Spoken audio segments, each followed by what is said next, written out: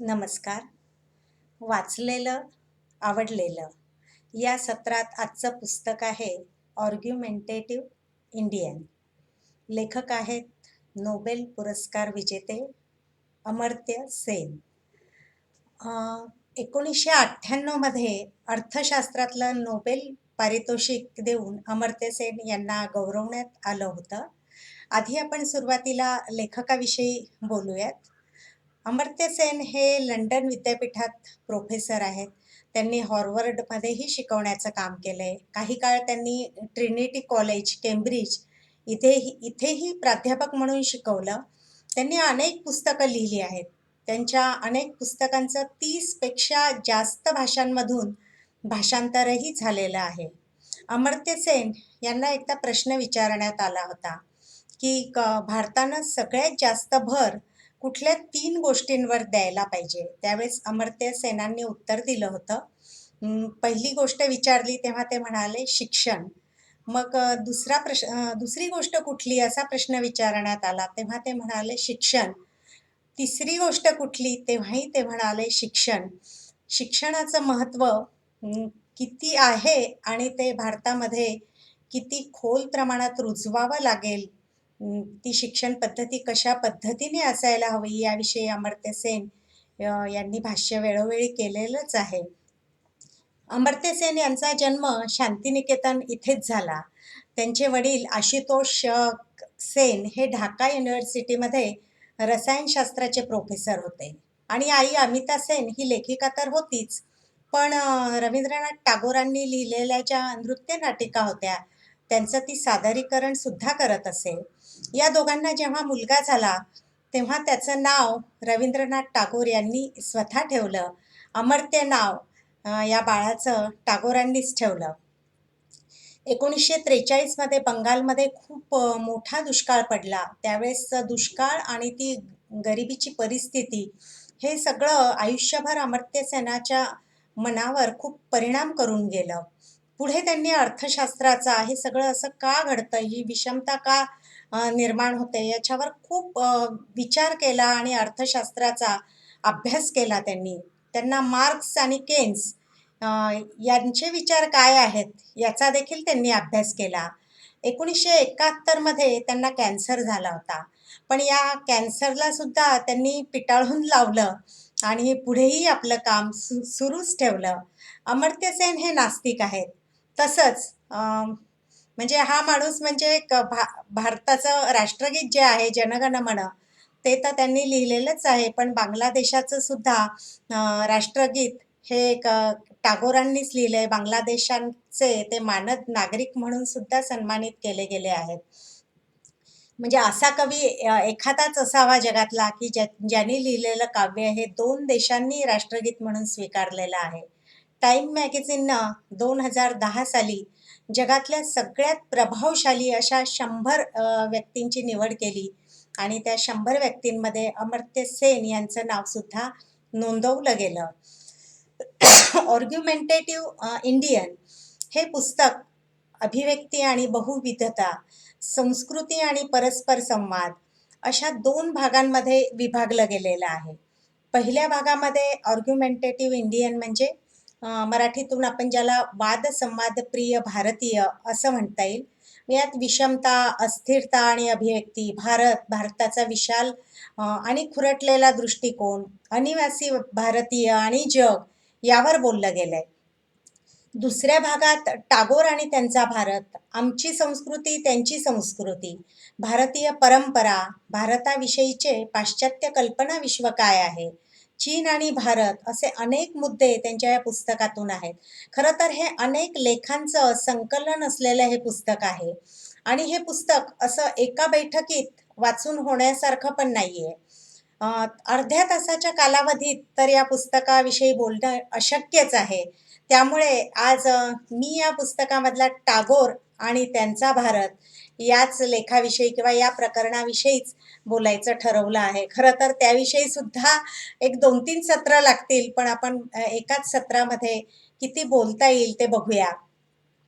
हे सगळे जे लेख आहेत ऑर्ग्युमेंटेटिव्ह इंडियन मधले हे 1995 ते 2004 या कालावधीमध्ये अमर्त्य सेन यांनी लिहिलेले आहे. अमर्त्य सेन म्हणतात, भारत विविधतेने नटलेला देश असून त्यात कितीतरी वेगवेगळ्या शोधयात्रा आहेत. कितीतरी मतप्रणाली आहेत. अनेकदा त्या परस्पर विरोधी देखील आहेत. भारतात खूप व्यापक आणि वेगवेगळ्या चालीरीती आहेत. वेगवेगळ्या प्रकारचं तत्वचिंतन आहे. लेखकानं वादसंवादप्रिय भारतीय या विषयावर लिहायचं ठरवलं, कारण भारताची वादसंवाद करण्याची परंपरा खूप प्राचीन आहे, जुनी आहे. आपला वर्तमान चांगला घडवण्यासाठी तिचा अभ्यास करणं, तिला समजून घेणं खूप आवश्यक असं आहे, असं अमर्त्य सेन यांना वाटतं. चर्चा आणि वादविवाद कसे असावेत किंवा कसे करावेत याचे अगदी जुने नियम किंवा पहिले वहिले नियम हे सम्राट अशोकानं त्याच्या काळामध्ये करून ठेवले होते. सम्राट अशोकानं बौद्ध धर्म स्वीकारला आणि तो म्हणायचा, विरोधकांचा नेहमीच सन्मान केला पाहिजे. कुठल्याही प्रकारचं शत्रुत्व निर्माण न होता, हिंसाचार न करता विचार विमर्श झाला पाहिजे. आणि या सगळ्या गोष्टींकडे अशोकाचा तीव्र कटाक्ष असे. चर्चेच्या वेळी संयम पाळलाच पाहिजे. आपल्या बाजूनं अतिमापन होणार नाही आणि दुसऱ्या बाजूनं अवमान देखील होणार नाही, असंही तो म्हणत असे.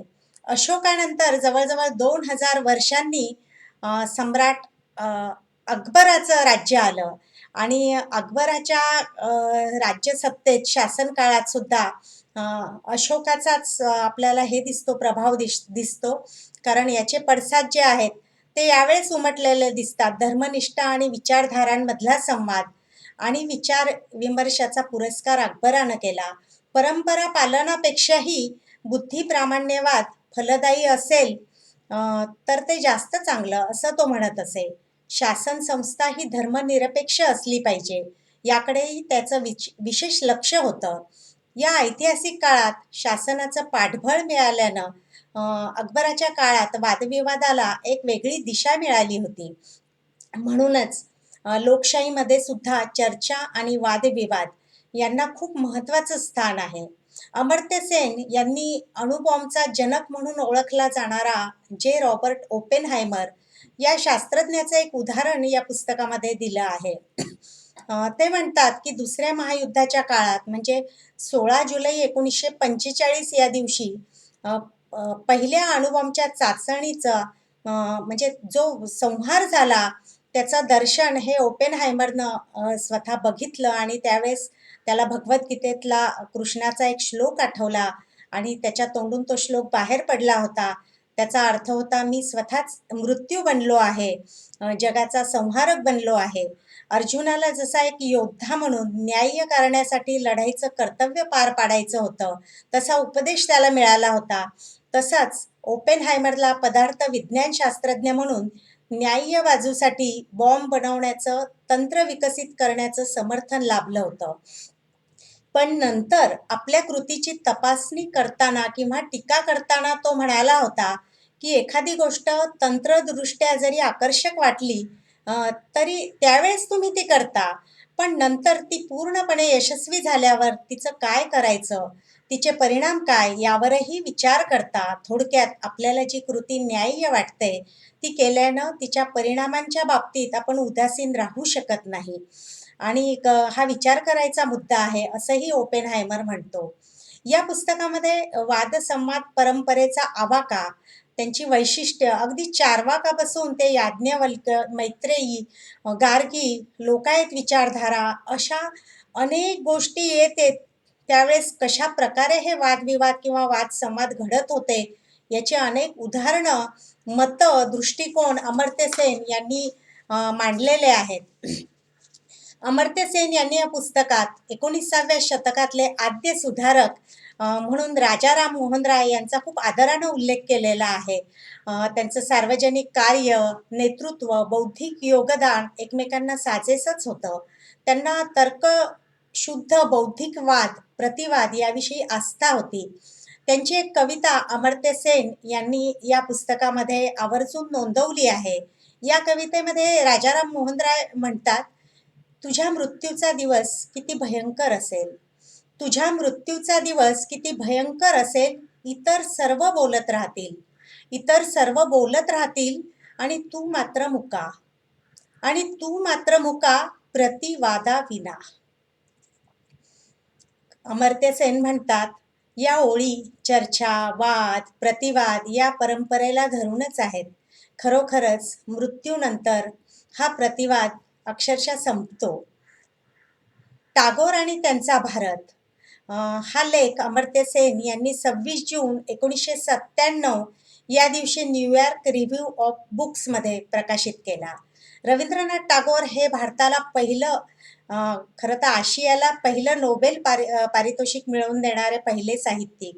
वयाच्या 80व्या वर्षी त्यांचा मृत्यू झाला. त्यांनी आपल्या कारकिर्दीत कथा, कविता, कादंबऱ्या, निबंध असं जवळजवळ 200च्या वर पुस्तकं लिहून विपुल असं लेखन केलं. त्यांनी निर्माण केलेलं रवींद्र संगीत हे तर म्हणजे भारतभर नव्हे तर बांगलादेशातही मोठ्या प्रमाणात रुजलं गेलं, वाढलं गेलं. रवींद्रनाथांचा जन्म रवींद्रनाथांचा जन्म हा एका हिंदू जमीनदार घराण्यात झाला. त्यांची सगळी मालमत्ता आताच्या बांगलादेशातच होती. भारतानं जसं आपलं, मी सुरुवातीलाच सांगितलं की आपलं राष्ट्रगीत जनगण मन हे त्यांचं काव्य राष्ट्रगीत म्हणून जसं स्वीकारलं, तसं बांगलादेशानंही आमार सोनार बांगला हे काव्य त्यांचं राष्ट्रगीत म्हणून स्वीकारलं. रवींद्रनाथ टागोर म्हणायचे, बंगाली कुटुंब म्हणजे हिंदू, मुस्लिम आणि ब्रिटिश अशा 3 संस्कृतींचा संगम आहे. रवींद्रनाथ टागोरांचे आजोबा द्वारकादास हे अरेबिक आणि पर्शियन अशा भाषेत पारंगत होते. खरं तर त्यांच्या कुटुंबातच संस्कृत आणि प्राचीन ग्रंथांचं ज्ञान सगळ्यांनाच अवगत होतं. मुस्लिम परंपरा आणि पर्शियन साहित्य यांचंही ज्ञान त्या सगळ्यांना होतं. असं असलं तरी रवींद्रनाथ टागोर यांनी जाणीवपूर्वक निरनिराळ्या धर्मांचं सार एकत्र करायचा प्रयत्न कधी केलेला नाही दिसत. पण तसा जाणीवपूर्वक प्रयत्न हा सम्राट अकबरानं जीव ओतून केलेला दिसतो. अर्थात रवींद्रनाथ टागोर यांचा मूलभूत दृष्टिकोन एकांगी पण मुळीच नव्हता. रवींद्रनाथांचे वडील देवेंद्रनाथ यांनी ब्राह्मो समाजाचं अनुयायित्व स्वीकारलं होतं. या ब्राह्मो समाजानं हिंदूंच्या अनेक चालीरीतींचं पालन करायला साफ नकार दिला होता, कारण त्या चालीरीती प्राचीन ग्रंथांमधून निर्माण झालेल्या विकृती आहेत असं ब्राह्मो समाजाचं मत होतं. रवींद्रनाथ टागोरांनी आपलं बहुतांश लिखाण शांतिनिकेतनमध्येच केलं होतं. शांतिनिकेतन इथे त्यांनी अतिशय कल्पक आणि नाविन्यपूर्ण अशी शिक्षण पद्धती रुजवली होती, जन्माला घातली होती. त्यांच्या लिखाणानं त्यावेळी शांतिनिकेतनमध्ये त्यांचे विद्यार्थी, शिक्षक यांच्यावर प्रभाव तर पडलाच होता, पण पुढे भारताच्या सामाजिक, सांस्कृतिक आणि राजकीय चळवळीवर सुद्धा तो परिणाम पडत गेला किंवा राजकीय चळवळीचा पाया बनत गेला असं म्हटलं तरी चालेल. अमर्त्य सेन टागोरांच्या जागतिक स्तरावर झालेल्या प्रतिमेविषयी देखील या प्रकरणात लिहितात. ते म्हणतात की टागोरांचं रुबाबदार व्यक्तिमत्व, त्यांची ती लांब अशी दाढी, देशी पेहराव यामुळे त्यांची एक विराट अशी प्रतिमा जनमानसात तयार झाली असावी. जपानमध्ये ज्यांना पहिला नोबेल पुरस्कार मिळाला होता, यासुनरी कावाबाटा यांनी तर टागोरांविषयीच्या अनेक आठवणी लिहून ठेवल्या आहेत. त्यांना टागोर हे प्राचीन पूर्वेकडल्या एखाद्या थोर साधूप्रमाणे वाटत असत असं त्यांनी म्हटलेलं आहे. आणि तशीच छाप त्यांच्या मनावर कोरली गेली किंवा पडली असंही त्यांनी लिहून ठेवलंय. अनेकांनी त्यात टागोरांना येशू ख्रिस्ताची सुद्धा म्हणजे येशू ख्रिस्त सुद्धा म्हटलेलं होतं, अशी उपमाही त्यांनी दिली होती लोकांनी. एझरा पाउंड आणि इट्स या साहित्यिकांनी सुरुवातीच्या काळामध्ये टागोरांना अगदी डोक्यावर घेतलं होतं, खूप प्रशंसा केली. पण नंतरच्या काळात मात्र त्यांनी टागोरांवर अगदी कर्कशपणे टीकाही केली. 1912 साली इट्सनं म्हटलं होतं की आयुष्यभर मी ज्या जगाचं स्वप्न बघितलं ते जग मला टागोरांच्या काव्यातून आणि विचारधारेमधून अनुभवायला मिळालं. अशी स्तुती, अशी प्रशंसा करणारा हाच इट्स 1935 साली टागोरांशी निर्भत्सना करतो आणि म्हणतो, हे कसले टागोर, मी तर यांचा धिक्कार करतो. खरं तर ना, इट्सला टागोरांना एका मर्यादित चौकटीत कोंबून बसवायचं होतं, पण टागोर हे अशा कुठल्या चौकटीत मावणारे किंवा बसणारे मुळीच नव्हते. त्याच्यामुळे सुद्धा इट्सची अशी अवस्था झाली असावी. एझरा पाऊंड आणि तिकडच्या काही साहित्यिकांनी तर टागोरांना नंतर पूर्णपणे वाळीतच टाकलं होतं. इट्सनी मात्र टागोरांच्या सुरुवातीच्या काळातल्या ज्या कविता आहेत त्या म्हणजे ऑक्सफर्डच्या आधुनिक कविता संग्रहात समाविष्ट पण केल्या. टागोरांच्या गद्य लिखाणाची इट्सनं खूप प्रशंसाही केली. नंतरच्या काळात टागोरांच्या कवितांवर इट्स नाराज होता. असं असलं तरी म्हणजे तो म्हणायचा की टागोरांना इंग्रजी मुळीच येत नाही, एकाही भारतीयाला इंग्रजी येत नाही. पण याच इट्सनं गीतांजलीचं भाषांतर करताना टागोरांना मदतही केली होती. अमर्त्य सेन यांनी गीतांजलीमधल्या अनेक कवितांचा दाखला या पुस्तकामध्ये दिला आहे. टागोरांचा प्रत्येक गोष्टीकडे बघण्याचा दृष्टिकोन कसा होता याविषयी देखील लिहिलं आहे. लोकांना मुक्तपणे जगता यावं, बुद्धीचा मुक्त उपयोग करता यावा, या गोष्टींना टागोरांच्या मते अत्यंत महत्त्व होतं.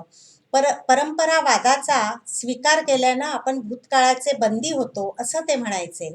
सत्यजित रे यांनी एका ठिकाणी टागोरांबद्दल असं म्हटलंय की टागोरांच्या चित्रकृतींमधून आपल्याला मुक्त प्रफुल्लित स्वातंत्र्याचा गहिरा भाव अनुभवायला मिळतो.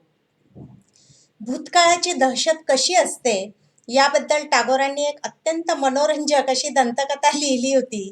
तिचं नाव होतं कर्तार भूत, म्हणजे नेत्याचं भूत. एका म्हणजे काल्पनिकच प्रदेशात एक नेता अगदी आता मरणावस्था अवस्थेत असतो आणि त्याची ती अवस्था बघून त्याचे सगळे अनुयायी शिष्य त्याच्या भोवती गोळा झालेले असतात आणि ते खूप गोंधळून आणि गडबडून गेलेले असतात की आता आपल्या नेत्याचा मृत्यू झाला तर काय पुढे.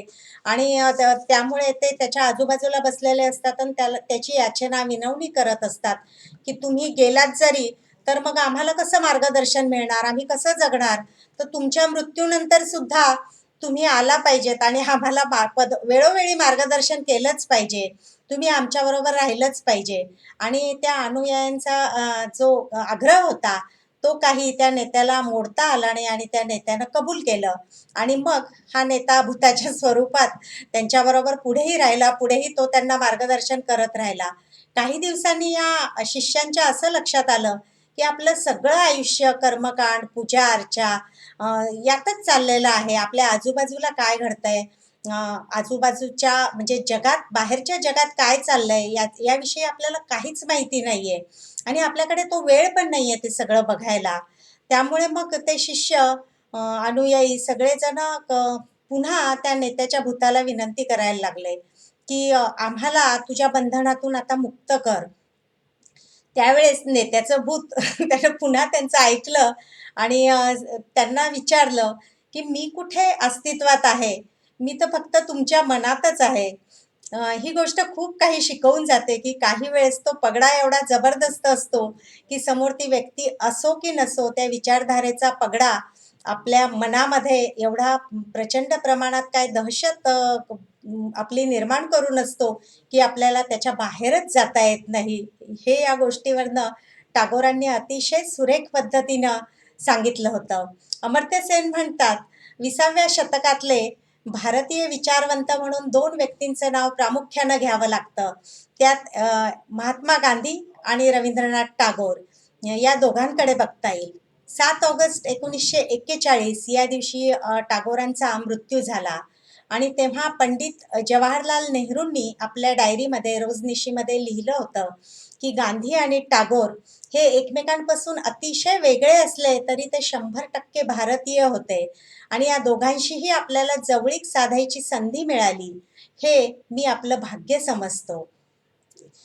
टागोर आणि गांधी या दोघांमधली भिन्नता काय होती याविषयी सुद्धा अमर्त्य सेन यांनी लिहिलंय. ते म्हणतात, प्रतीक आणि मूर्ती याबाबत गांधीजी मूर्तीपूजेचं नेहमीच समर्थन करत. कुठल्याही अमूर्त संकल्पनेच्या आधारानं स्वतःचं उत्थापन करण्याची क्षमता आपल्या समाजामध्ये नाही असं त्यांना वाटायचं आणि त्या उलट टागोरांना मात्र सामान्य जनसमुदायाला असं कायम कुक्कुल बाळासारखं वागवणं आवडत नसे. त्यांना ते सहनही होत नसे. युरोपामध्ये झेंड्याच्या रूपात निर्माण झालेल्या प्रतीक पूजेतून किती महान गोष्टी करता आल्या याची उदाहरणं गांधीजी देत.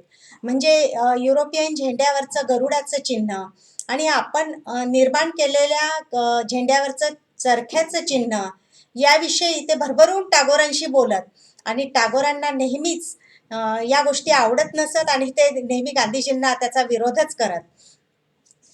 दुसरा एक मुद्दा होता तो राष्ट्रवादाचा. गांधीजींनी त्याचंही खूप मोठ्या प्रमाणात समर्थन केलं होतं. खरं तर टागोरांना गांधीजींविषयी खूप आदर होता, कौतुक होतं. खरं तर राष्ट्रवाद, देशभक्ती, सांस्कृतिक देवाणघेवाणीचं महत्त्व, बुद्धी प्रामाण्यवाद आणि विज्ञान यांची भूमिका, आर्थिक आणि सामाजिक विकासाचं स्वरूप अशा अनेक विषयांवर गांधीजींपेक्षा टागोरांची मतं खूप वेगळी होती, भिन्न होती. कुठल्याही विचारांना तर्कशुद्धतेचा आधार असायला हवा, तर्कशुद्धतेला अधिक वाव मिळावा असं त्यांना वाटत असे. परंपरावादी दृष्टिकोन त्यांच्या नजरेतून कमी महत्वाचा होता. जगातले इतर देश जगातल्या इतर देशांना, विज्ञानांना महत्त्व दिलं पाहिजे आणि त्यात रस घेतला पाहिजे असं टागोरांना वाटत असे. अर्थात अनेक बाबतीत मतभिन्नता असली तरी राजकीय नेतृत्वाच्या बाबतीत गांधीजींची आपण बरोबरी करू शकत नाही याची सुद्धा टागोरांना जाणीव होती. एक व्यक्ती म्हणून, एक राजकीय नेता म्हणून टागोरांना गांधीजींविषयी खूपच कौतुक होतं. गांधीजींचं देशावरचं प्रेम याबद्दल तर टागोर भरभरून बोलत असत. गांधीजींची प्रशंसा करताना कधीही त्यांनी आपला हात आखडता घेतला नाही. गांधीजींची प्रशंसा करताना त्यांनी नेहमीच खरं तर ना टागोरांनीच गांधीजींना महात्मा ही उपाधी बहाल केली होती. पण गांधीजींचा राष्ट्रवाद आणि देशाच्या भूतकालीन परंपरा याविषयीची त्यांची जी सनातन भूमिका होती ती मात्र टागोरांना अजिबात मान्य नव्हती. ज्या भूतकाळात बदल करून किंवा दुरुस्त करून तो वर्तमानाशी जोडून घेता येत नाही, त्या भूतकाळाविषयी रवींद्रनाथांना प्रचंड असा तिरस्कार होता. तसंच एकदा दिलेलं वचन हे पाळलंच पाहिजे हेही त्यांना मान्य नव्हतं. त्याचं असं झालं की एकदा एक स्त्री गांधीजींकडे आपली वही घेऊन आली आणि तिने त्यांना स्वाक्षरी मागितली, संदेश मागितला. त्यावेळेस गांधीजींनी तिच्या वहीत असं लिहून दिलं स्वाक्षरी करतानाच की एखादं वचन एखाद्याला देताना खूप विचार करावा, घाई करू नये.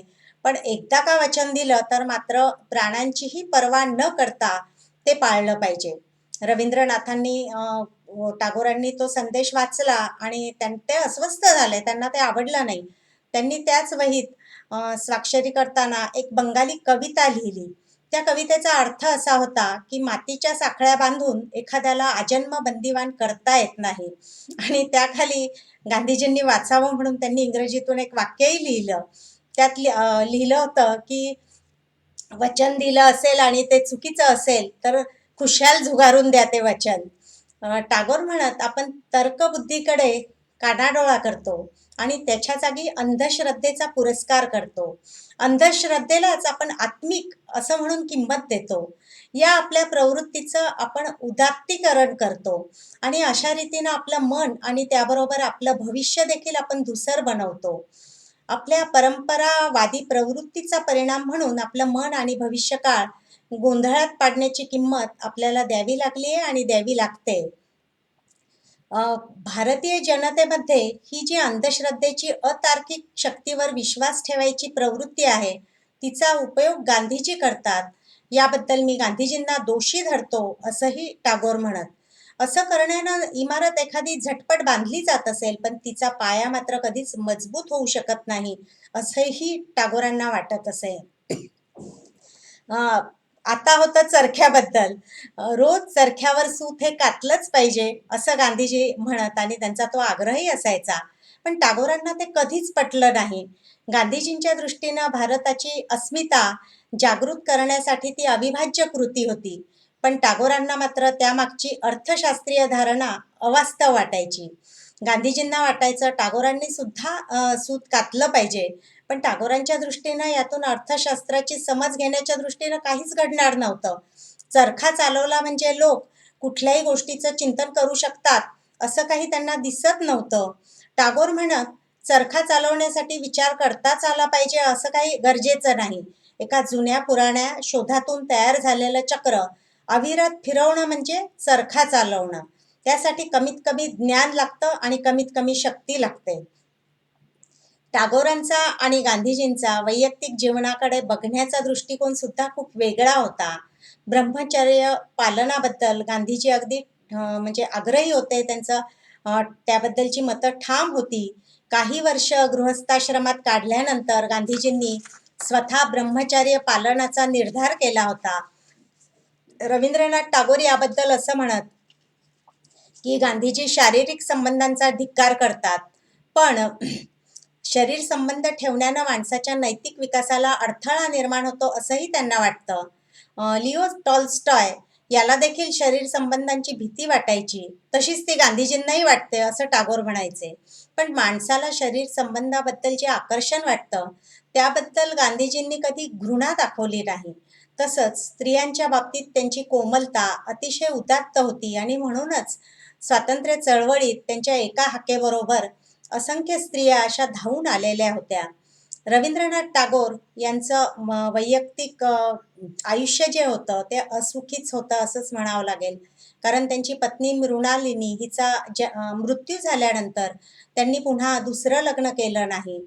तसंच त्यांची वहिनी कादंबरी हिच्याबरोबर त्यांचा एक तरल स्नेहसंबंध असा होता आणि त्यांचं लग्न झाल्यावर 4च महिन्यांनी त्यांची वहिनी कादंबरी हिने आत्महत्या केली होती. तर अर्थात तिच्या आत्महत्येचं कारण जगासमोर कधीच आलं नाही. त्यानंतर रवींद्रनाथ टागोरांच्या आयुष्यात वेगवेगळ्या कारणांनी अशा वेगवेगळ्या स्त्रियांचा प्रवेश झालेला आहे आणि तो एका वेगळ्या पातळीवरचा राहिलेला आहे. त्यामध्ये व्हिक्टोरिया ओकॅम्पो नावाची त्यांची खूप जिवलग मैत्रीण होती. व्हिक्टोरियाचा अर्थ विजय, त्यामुळे ते तिला विजया या नावानेच हाक मारत. तर या विजयाचं त्यांच्यावर खूप प्रेम होतं, पण त्यांनी कधी तिच्या प्रेमाला तिला हवा तसा प्रतिसादही दिला नाही. एक अंतर त्यांनी या मैत्रीमध्ये कायम राखलं. या व्हिक्टोरिया ओकॅम्पोनं त्यांच्यावर एक पुस्तकही लिहिलं टागोरांवर. टागोरांचं साहित्य आणि त्या दोघांमध्ये असलेले भावबंध, त्यांच्या संबंधामध्ये येणाऱ्या अडचणी आणि अडथळे याविषयी सुद्धा तिने या पुस्तकामध्ये भरभरून लिहिलं. स्पॅनिश भाषेतलं हे पुस्तक होतं. टागोरांनी स्वतःच्या वैयक्तिक आयुष्यात काही ठामपणे निर्णय घेतले नसले तरी गांधीजींचे शारीरिक प्रेमाला बंदी घालणारे विचार त्यांना मान्यच नव्हते. तसंच सामाजिक धोरणावर जेव्हा विचार म्हणजे काही प्रश्न समोर आले तेव्हा संतती नियमन आणि संतती नियमनाची साधनं यांना टागोरांनी मान्यता दिली होती. तर त्याच वेळेस गांधीजींनी मात्र या साधनांऐवजी ब्रह्मचर्य पालनाला पहिली पसंती दिली होती. विज्ञानाबाबतही टागोर आणि गांधीजी यांच्या परस्पर विरोधी भूमिका होत्या. 1934 मध्ये बिहारमध्ये खूप मोठा भूकंप झाला. हजारो लोक मृत्युमुखी पडले आणि त्यावेळेस गांधीजी अस्पृश्यता निवारणाच्या कार्यक्रमात चळवळीमध्ये गुंग झालेले होते. जेव्हा गांधीजींना कळालं की बिहारमध्ये खूप मोठा भूकंप झाला आहे, त्यावेळेस ते म्हणाले, हा भूकंप म्हणजे आम्ही केलेल्या पापाची शिक्षाच परमेश्वरानं आम्हाला दिली आहे. खरं तर टागोरांनाही अस्पृश्यतेविषयी प्रचंड घृणा होती, पण भूकंपाविषयी गांधीजींनी केलेलं विश्लेषण टागोरांना मुळीच आवडलं नाही. त्यांनी गांधीजींचा निषेध केला आणि ते म्हणाले की आपल्या देशातले बहुसंख्य लोक अशा प्रकारच्या नैसर्गिक घटनेबद्दल अवैज्ञानिक विश्लेषण कुठलीही काचकूच न करता करतात आणि स्वीकारतात. भौतिक घटना समजून घ्यायच्या असतील तर आधुनिक विज्ञानाची कास धरायला हवी. विज्ञानाची आपल्याला नितांत आवश्यकता आहे, असं टागोरांचं त्यावर मत होतं आणि ते स्पष्टपणे बोलले होते. टागोर ब्रिटिश राज्यव्यवस्थेवर कडाडून टीकाही करत, पण ब्रिटिशांचा आणि पाश्चिमात्य संस्कृतीचा त्यांनी कधीही अवमान केला नाही. या उलट एकदा गांधीजी इंग्लंडमध्ये गेले असताना एकाने त्यांना प्रश्न विचारला की पाश्चात्य संस्कृतीबद्दल तुमचं मत काय? तेव्हा गांधीजी म्हणाले की ती एक चांगली कल्पना आहे. अमर्त्य सेन म्हणतात की त्या ठिकाणी जर टागोर असते तर टागोरांनी असं उत्तर नक्कीच दिलं नसतं. रवींद्रनाथ टागोर यांनी 1908 मध्ये विख्यात शास्त्रज्ञ जगदीशचंद्र बोस यांची पत्नी अबला बोस यांना एक पत्र लिहिलं होतं आणि त्या पत्रात त्यांनी म्हटलं होतं, देशभक्ती हा माझा आत्मिक निवारा आहे असं मी मानत नाही, तर अखिल मानवता हाच माझा निवारा आहे असं मी मानतो.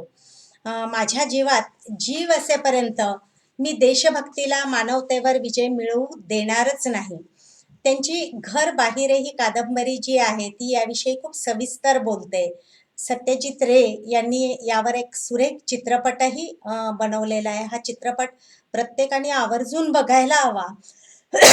यातलं प्रत्येक पात्र विशेषतः यातला जो नायक आहे त्याची जी वृत्ती आहे, त्याची जी जगाकडे आणि त्याची विचारधारा जी आहे, त्यावरनं आपल्याला टागोरांच्या मतांबद्दलची कल्पना येते. टागोरांनी या म्हणजे या लेखामध्ये अमर्त्य सेनांनी टागोरांनी जपानचं कसं कौतुक केलंय काही बाबतीत, तर काही बाबतीत जपानवर त्यांनी टीकाही केलेली आहे. आंतरराष्ट्रीय अनेक प्रश्नांवर हिताच्या बाबतीत सुद्धा त्यांनी भाष्य केलेलं आहे. शिक्षण या विषयावर टागोरांची मतं अगदी स्पष्ट होती. मनाच्या स्वातंत्र्यावर त्यांचा दृढ विश्वास होता. सामाजिक प्रगती करायची असेल तर मूलभूत शिक्षणाचा प्रसार हा झालाच पाहिजे असं त्यांचं ठाम मत होतं. शिक्षणाच्या अभावामुळेच जातीभेद, धार्मिक कलह, कामाविषयीची नावड आणि गरिबी ओढवते असंही ते म्हणत. भारताचं भवितव्य केवळ आणि केवळ शिक्षणावर अवलंबून आहे असं ते म्हणत. संपूर्ण देशभर शिक्षणाच्या संधी उपलब्ध झाल्या पाहिजेत. शिक्षण आणि शाळा चैतन्यमयी आणि आनंददायी असल्या पाहिजेत असंही ते म्हणत. शिक्षणाबरोबरच विज्ञान, साहित्य, कला यांची सुद्धा माणसाला किती नितांत आवश्यकता आहे हेही त्यांनी मांडलं होतं. भारताला स्वातंत्र्य मिळाल्यावर टागोर जर जिवंत असते आणि त्यांनी भारताची स्वातंत्र्यानंतरची 50 वर्ष समजा बघितली असती, तर शिक्षण असो की विषमता असो किंवा आजची ही जी परिस्थिती आहे ती बघून त्यांना काय वाटलं असतं यावरही अमर्त्य सेन यांनी भाष्य केलेलं आहे. तर्कसंगत विचार सार्वभौम असतो आणि निर्भयतेनं स्वातंत्र्याचा पुरस्कार करणं यातच टागोरांचा चिरंतन आवाज आपल्याला प्रत्ययाला येईल असं अमर्त्य सेन म्हणतात. आर्ग्युमेंटेटिव्ह इंडियन यातला प्रत्येक लेख विचार करायला लावतो, चिंतन करायला भाग पाडतो आणि आपल्या तर्कबुद्धीला चालना देखील देतो. त्यामुळे या पुस्तकावर एका सत्रात बोलणं केवळ अशक्य आहे. आर्ग्युमेंटेटिव्ह इंडियन हे पुस्तक पेंग्विन प्रकाशनानं प्रकाशित केलं असून याचा मराठीत सुद्धा अनुवाद आहे. मराठीतलं भाषांतर हे शारदा साठे या लेखिकेनं केलेलं आहे. शारदा साठे हे नाव महाराष्ट्राला परिचितच आहे. त्या लेखिका तर आहेतच, पण त्या एक खूप मोठ्या कार्यकर्ता आहेत आणि स्त्रीमुक्ती च्या चळवळीत त्यांचा खूप मोठा सहभाग आहे. त्यांचे पती कुमार केतकर हे लोकसत्ताचे माजी संपादक होते आणि आज ते एक राजकीय विश्लेषक म्हणून सुद्धा आपल्याला परिचित आहेत. तर मराठीतून असलेल्या पुस्तकाचं नाव आहे वाद संवाद प्रिय भारतीय. तर आर्ग्युमेंटेटिव्ह इंडियन हे अमर्त्य सेन यांचं पुस्तक जरूर जरूर जरूर वाचा. धन्यवाद. लवकरच भेटू नवीन पुस्तकासह.